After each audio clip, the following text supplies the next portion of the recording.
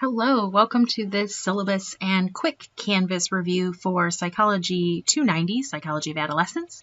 This is Amanda Lemaster, and I am going to be walking you through a couple of important parts of the syllabus and the first starting points of the Canvas shell just to get you started. This video is going to run a little bit long, and I apologize in advance. Usually I don't like to record longer videos, so I'm going to try to keep things swift and quick and only highlight things that are specific to this class or specific to me as an instructor.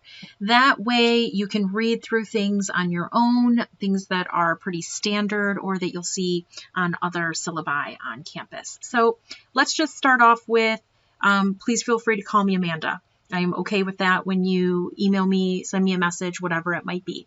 If you're going to email me, please use the subject line Psych 290. That way I can identify you quicker and be able to answer your question more promptly.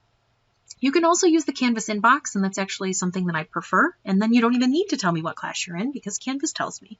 We're already all in Canvas, so you might as well use the Canvas inbox. I am not on campus this semester, so if you would like to schedule a virtual appointment with me, you can do so by contacting me. Okay, remember, online doesn't mean on your own. I am here to help, and I do want you to feel like a success in my class. So if you need something, please don't ever hesitate to reach out and ask. I'm a pretty nice, pretty flexible person. I can help you. I have a ton of resources that I can share, so let me know. Okay, let's start off by talking about inclusivity because it's an important topic that's kind of near and dear to my heart. I want to create a safe classroom space, even if we are virtual. I personally use the pronouns she, her. If you use a specific pronoun or a name that's different from the name that's listed on my roster, please let me know in any way you feel comfortable. And in order to foster a safe, productive environment where everybody feels like they can work and do so comfortably, I ask that everyone in the class use the names and pronouns to which each person identifies. This class is absolutely going to be free of discrimination, period. So if you feel uncomfortable or threatened in any way, please let me know immediately. That being said, this class does explore some uncomfortable topics. And in one of our projects that we do as a class, you will be seeing other people's opinions, other people's ideas, and you might come across something in this class that is triggering or I guess just uncomfortable is the best word to describe it. So please know that we don't all have to agree, but we all need to be respectful. Moving on to the textbook, we are going to be using the digital version of Developing Person Through Childhood and Adolescence. And you can find that book available at the MCC bookstore, or you can purchase it directly from the publisher with LaunchPad access. LaunchPad access is required for this course since you will be using LaunchPad assessments, and those we'll talk about in just a moment. If you go to look for the book on something like Chegg or textbooks.com, you need to make sure that you have a LaunchPad access code, and not all resale books do contain this, so just make sure that you have that. The cheapest option is actually purchasing it directly from the bookstore, which usually isn't, but in this case it is because we have an edited version. If you have any questions about the textbook, you can always ask. I'm going to scroll through here. Attendance does get taken each week, but since we are a virtual class, it's a little bit different than a face-to-face class. So how I take attendance in this class is that you are expected to participate in the required assignments each week. And these are assignments and comprehension check completion. If you do not do the requirements in the week, you are marked absent. That's plain and simple, cut and dried how attendance works. Let's talk about our class schedule. If you click on that class schedule link, this is what comes up, a Google Sheet, and it's broken down by week. This is the name of the module, the dates that the module is open, and you'll be working on assignments and assessments. This is the due date. Notice these are all Sunday night at 11:59 p.m. Eastern Time. Those are your due dates each week. The topic of the module. Any assigned readings are listed in this column here, although I also link the ebook readings directly in the module. Any required videos, including LaunchPad videos, TED Talks, films on demand, again, also linked right directly in the module. Those are listed here. And then all of your assessments with the corresponding point values are listed in the last 2 columns. The assessments are LaunchPad assessments, including a learning curve and a data connection. Those are taken directly through the publisher, the LaunchPad Macmillan site, and then the module reports, which we'll talk about in a moment. If we scroll all the way down, passing by our week 9 spring break that we have nothing due, you'll notice our total class points are 1,000, which makes for a very easy way to figure out what your percentage is. Once the total class is done, you just move the decimal. I do highly recommend having a physical copy of this schedule with you to print out and keep near your desk or wherever you work. And as you complete items, cross them off. That way you know that you're done with the week's assessments or readings or videos or whatever it may be. If you don't have access to a printer and you would like a physical copy, all you need to do is let me know and I'll have a copy available for you in the Gorman building on main campus. Let's talk about a couple of things that we saw on that schedule. The first thing is module reports. You might have seen that under assessments. There is no quiz or exam in this class. What we do is a module report. So after you do the week, let's say a week 2 module, you'll see week 2 module report as the next module. The module reports will not open up and be available to you until you complete all of the requirements within the topic section of the week. So if you're trying to do the module report and it's not open, you need to make sure you've completed everything in the module prior. Module reports ask questions. Sometimes they're actually even opinion questions, but most times they're like questions based on the readings and the videos. They'll ask you, what are the 5 most important, things that you learned in this video? Or what are 5 takeaways that you got in this video? Or go to this website and, what does this acronym stand for and how is it important? Or something like that. All of it is obviously based around whatever we're learning about that week. So when you're watching the films on demand, the LaunchPad videos, the TED Talks, it might be a good idea to jot down some notes because you're going to be seeing those again, questions about them in the module reports. You're also going to be asked about your contribution to our class-wide project called the Real World Adolescence Project, and you're going to be asked whose contribution was the best, which one of your classmates, and then that person who gets the most votes gets a little extra something that week. I do give individualized feedback on the module report, and they are always due Sunday at 11:59 p.m. Eastern Time, just like all of our other things. I'm going to talk about the Real World Adolescent Project in another video, as well as the hot topic paper. So check out those videos that will be shorter than this one in those modules. I do not have a late work policy. I don't accept it. So please try to stay on top of things, keep to a schedule, and keep in communication with me, I think is the other thing I want to stress, because I can be flexible for some things. You just have to let me know what's going on instead of, I missed last week because of this. This is how our class is broken down in terms of points. Notice that 66% of our total class points comes from those module reports. About a quarter of class points come from LaunchPad assessments, which I will show you in a moment. And then 12% comes from the hot topic paper, which is in a different video. This is our breakdown, and yes, I do round up. If you or somebody in your household tests positive for COVID, you need to report it to Department of Public Safety. It is confidential, so they don't tell your instructors or anything like that. But you do need to report it even if you are only a virtual student. You still have to report it to DPS. And then the last thing that I'm going to cover in our syllabus, everything else you can read on your own, is my academic integrity policy. So the college has an academic dishonesty / integrity policy, and you can read it in full here at this link.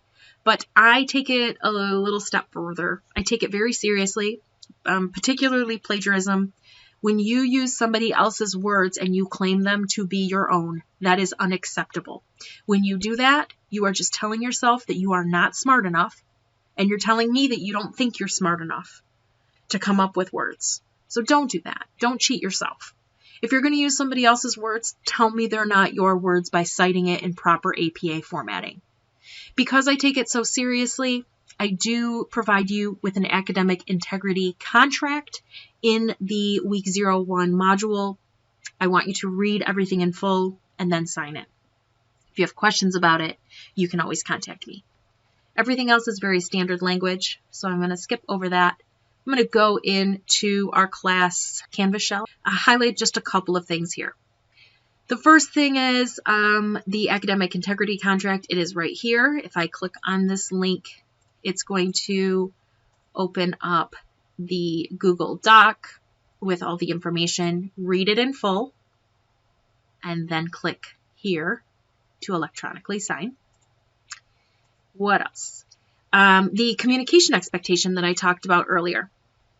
So I do expect you to make sure you're checking your email, your Mott email, and your inbox messages. That is an expectation that I have of you. If you struggle on keeping up with your email, I do give you four ideas in terms of like forwarding your email or changing your notifications or downloading the Canvas app, putting the email from Mott on your phone. There's lots of different things you can do. So I do not accept sorry, I didn't see that email. I didn't check my email, so I didn't see that email for 2 weeks. Can I still get that extension? Nope. You need to check your email. Additionally, what you can expect out of me is that I will respond to your message within 24 hours of it being sent Monday through Friday. So if you send me an email, Tuesday at 5, I will respond to you by Wednesday at 5. If you send me an email Friday at 2, I will respond by Monday at 2 because Saturday and Sunday do not count. Let's go back to our homepage here. You do need to register for LaunchPad. LaunchPad is a requirement for this class, and what LaunchPad is an online component from the publisher. I can't click on this link because I'm the instructor, and this is a student registration link. But you should be able to work through the steps quite easily. If you do have issues with the LaunchPad registration, I do have a little help link for that. So follow the instructions under this link here. I do want you to update your Canvas profile photo. It would be really nice if you could. There's a little introduce yourself discussion board. It's not worth any points, and it's the only discussion board we have in the entire semester. But I really would like for you to introduce yourself to me and your classmates. You could do something like what I did up here under the Meet Your Professor. I give you pictures of myself. I tell you my likes, my dislikes, kind of my history. So you can do something like this, a little condensed version in there. Again, even though it's not worth any points, I really would like for you to introduce yourself to your classmates and to me. It'd be really nice of you. The last thing that you need to do in this module is you need to register for Films on Demand. This is very easy because it goes through the Mott library. So it's a very quick, easy registration. I do have some common questions in here. So things like, hey, I heard that Mott gives Microsoft Word for free. How do I get that? That answer is in there. My computer died. I don't have a computer. How am I going to finish this class? Well, you can rent a Chromebook from Mott. That's in here. Lots of information under the common questions. Please read that. There's other kind of helpful hints here and the information on Mott's Psychology Society, which I am a co-advisor of. Okay, the last thing that I want to show you is that within the modules, kind of how they're broken down and what they look like. So let's open up the week 2 module, which we will be working on in week 2. The first thing that you have is the textbook readings, and I actually give you links to all of the e-book sections that I want you to read, so it really helps you focus in on exactly what I'm looking for. The next thing I give you are LaunchPad videos. Now, these might be a little out of order. If you go all reading and then all video, you might want to kind of see, so like intro, nature versus nurture, probably here in understanding how and why. So you might actually go back and forth, or you can do it in any way that works for you. Once you have LaunchPad open, it kind of will make a little bit more sense on how you're going to progress through it. If you can't access something on LaunchPad, my first suggestion is to A, use Google Chrome, and B, clear your cache. And if you don't know how to do that, that's a quick YouTube or Google search, and you can learn how to do that. So then after the LaunchPad videos, I always have listed any LaunchPad assessments that we have that week. So you have two different types of assessments. The first one is called a data connection. Those are worth 5 points. And really all it is just making a connection through some sort of specific data or statistical analysis of some concept and what we're talking about. And then the other one is called a learning curve. And this one's a little bit different. So what I did was I pulled up an example of the 1A. Okay, so let's see what a learning curve looks like. A learning curve is going to ask you questions about the information that you may have just read or learned about in video. Now, learning curves are going to give you point values that are obnoxiously high. 300, 350, 400, 450. These are not point values for our class, but they are point values for LaunchPad. So how these work is, in order to successfully complete the learning curve, you have to earn this many points. So what you'll do is, see, our target is 300 points. You begin the activity, you read the question, and then you give an answer, or most of them are actually multiple choice. Now, let's say I don't know the answer. So I'm just going to do humanism, and I'm going to see if that's right. Oh, sorry, it's not right. If you think you entered the right answer, check your spelling. So spelling is important here. So what I can do here is I can close this out and I can type something new. I can get a hint for lower points. I can show the answer right away, but not earn any points. Or I can open the ebook and find the specific area. It's going to go right to that area of where this answer is. Let's go to the next question. Let's see, maybe it's this one. Yay, I was right. So because I got it right, I earned 15 points. So now you're seeing 15 points out of 300. Here's my progress. Remember, I have to make it all the way to 300 to earn my gradebook points for the class, which is 15 points for the learning curve. Even after I get to 300 points, I can keep going if I want to just use this as a study tool. Okay, that's what a learning curve is. That is part of the LaunchPad assessments. You do have TED Talks or films on demand, which I call FOD videos. Those are also going to be listed in the module. You might have some optional videos that you can watch if you'd like, or optional readings. And then you have the assessments. So here's like the Module 2 assessment. I'm going to actually skip down to the Module 3 assessment because that's the first time you're going to be submitting the Real World Adolescent Project. So I always give you a little reminder when that's due as well. So this is the module report. It's going to tell you how many points it's worth. There's no time limit on it, but you do have to submit it in one sitting. Okay, hopefully this was helpful to you. If you have any questions or concerns, please reach out. Have a great one.